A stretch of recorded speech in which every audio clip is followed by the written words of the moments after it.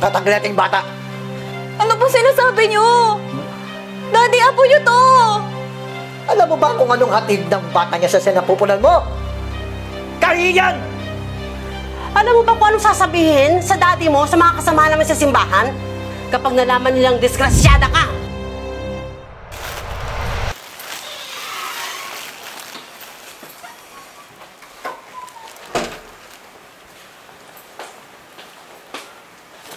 Oh, wala. Pagigising mo lang? Tanghali na.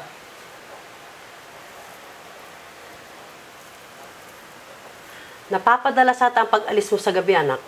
Kasama ko naman po si Rigor. Si Rigor. Si Rigor na naman. Wala akong tiwala sa taong yun. Oo nga naman. Tsaka iba ang reliyon nun, di ba? Wala naman po sa relihiyon yan kung masama o mabuti ang tao, ma. Ay nako anak, hindi ako naniniwala at tagilid ang mga paniniwala ng mga tao na yan na hindi natin kasama sa simbahan. Siya nga pala, Chad. Nabalitaan mo ba na umalis sa simbahan si Kaiban? Oo, ayun no. Sumama siya doon sa kabit niyang si Rachel. Oo. Walang kontrol na klase ng lalaki. Ma, pa, kakagaling nyo lang ng simbahan. Pinag-uusapan nyo na naman ng ibang tao. Ay naku anak, huwag ka nga makialam. Usapang matatanda to. Ba't ka ba nakikialam sa usapan namin? Di na po ako bata.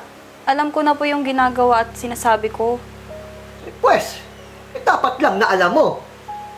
Dahil kapag ikaw ang nakagawa ng ganyan at may pahiya mo pamilya natin, tanda mo to, Rufa. Hindi ako magdadalawang isip na itakwil ka.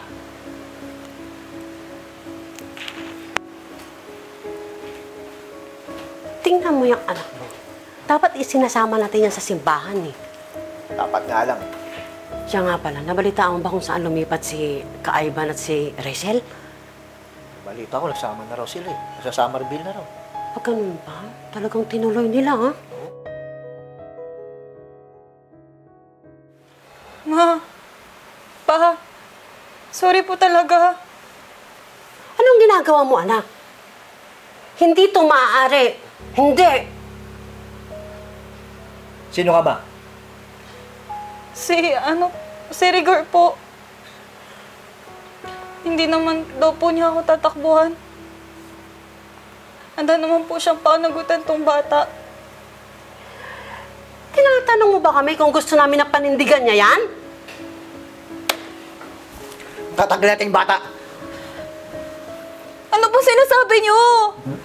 Daddy, apo niyo to! Alam mo ba kung anong hatid ng bata niya sa sinapupunan mo?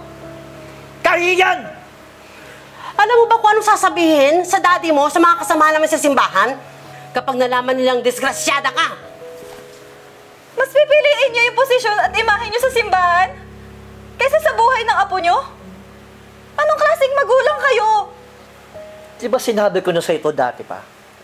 Kapag nakagawa ka ng ganito, itatakwil kita. Pero mas pinili namin na huwag kang itakwil. Mas pumapalag ka pa? Mag-isip ka nga, anak. Sisirain ng batang yan ang buhay mo. Kayo ang mag-isip.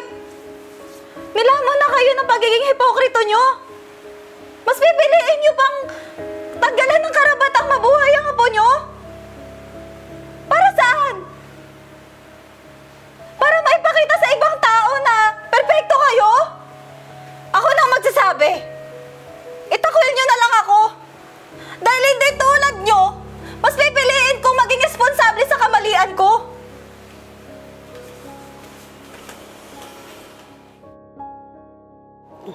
Hey, mahal. Mahal, handa ka na bang makilala ang donor mo? Buti naman at pumayag silang makipagkita sa atin. Tao po. Anong ginagawa mo dito? Mahal, sino yung mga yan? Gandang araw po. Nangangamusta lang po. Ayos lang kami. Pwede ba sa ibang araw ka na lang bumalik? Kasi naoperahan sa liver ang daddy mo. Iniintay namin yung donor. Ako po yun! Ano? Anong sinasabi mo? Siya po ang donor nyo. Nabalitaan po kasi namin na nangangailangan po kayo ng donor. At nagpresenta po si JD na magpa-test kung match kayo. At siya rin po yung kumausap sa doktor nyo. Daddy. Pero ang bata pa niya para maging donor na. Sabi po ni Doc, pwede naman daw po ipatransplant yung liver.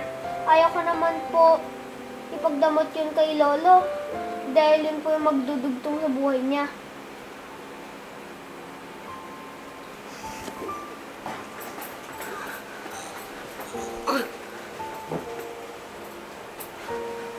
Anak,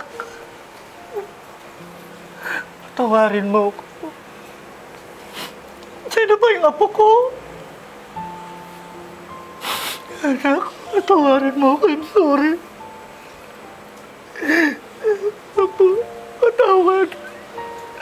Patawarin niyo ako dalawa. Patawad.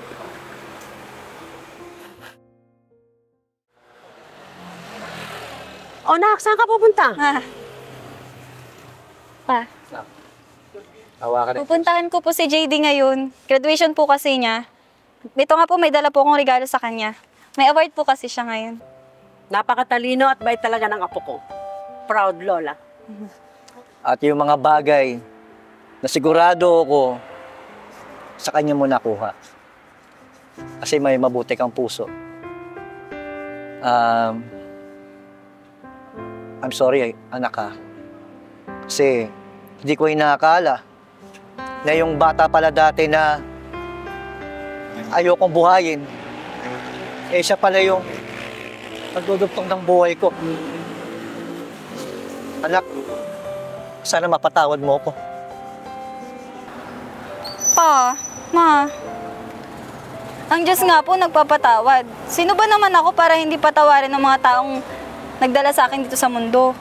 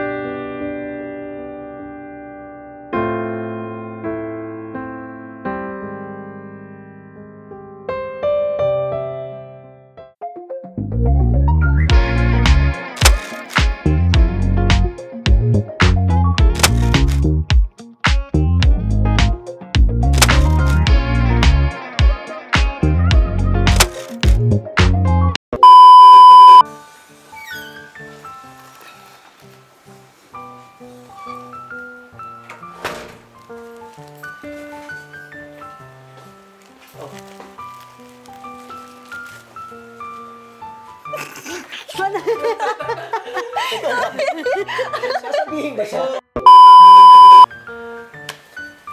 Tanggalin natin yung bata. Ha? Tanggalin natin ang bata. Hindi ko rin Ha? Alam mo ba kung anong sasabihin sa daddy mo, sa mga kasamahan namin sa simbahan? Pag nalaman niya ng disgrasyada ka?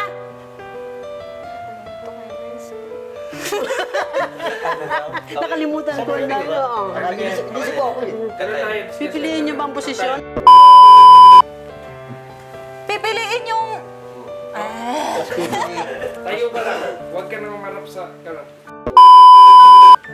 Ano na lang ang sasabihin ng mga kasamahan namin ng daddy mo sa simbahan kapag nalaman na ng disgrasyada ka?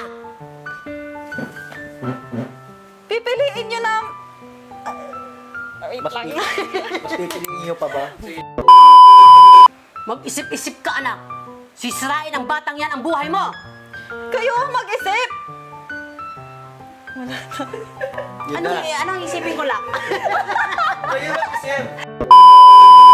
Ako na lang magsasabi. Itakuhin nyo na lang ako.